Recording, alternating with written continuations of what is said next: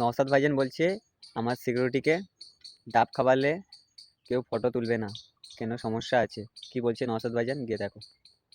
ভাই এরা যদিও ডাব খায়, কেউ আপনারা ছবি তুলবেন না, হ্যাঁ, অসুবিধা আছে। এরা ডিউটি অবস্থায় খেতে নাই, কিন্তু এরাও আমার সাথে যা ধুলোবালি খায়, এসব ডাব খাওয়া এদের দরকার একটু, কি বলো ভাই তোমরা? কিন্তু ডিউটি অবস্থায় এরা খেতে পারে না, সাইডে গিয়ে এদের খাচ্ছে, সেই ভিডিও আপনারা করে তুলে ছেড়ে দেন। এদের এই ভিডিওটা এদেরকে জবাব দিতে হবে, বুঝতে পারছো কি বলছি? এটা মাথায় রাখবে, ভিডিও সব সময় করতে নাই। অনেকে তোমরা ভিডিও করে ছেড়ে দাও, বুঝতে হবে ব্যাপারটা। এরা পারে না, চা খেতে পারবে না এদের, মানে তো বলবে যে তুমি চা খেচ্ছ, যদি ওর উপর আক্রমণ হয়ে যেত কি হতো? মানে এটা তো এনার ডিউটি আমাকে রক্ষা করা। তো প্রশ্ন করবি না অফিসার, তুমি ডাব খেচ্ছিলে ওই সময় যদি কেউ আক্রমণ করে দিত? ওই জন্য ভাই কিন্তু আমাদের তো মানবিকতা আছে ভাই, যা ধুলো খায় পেটটা ঠিক রাখতে হবে।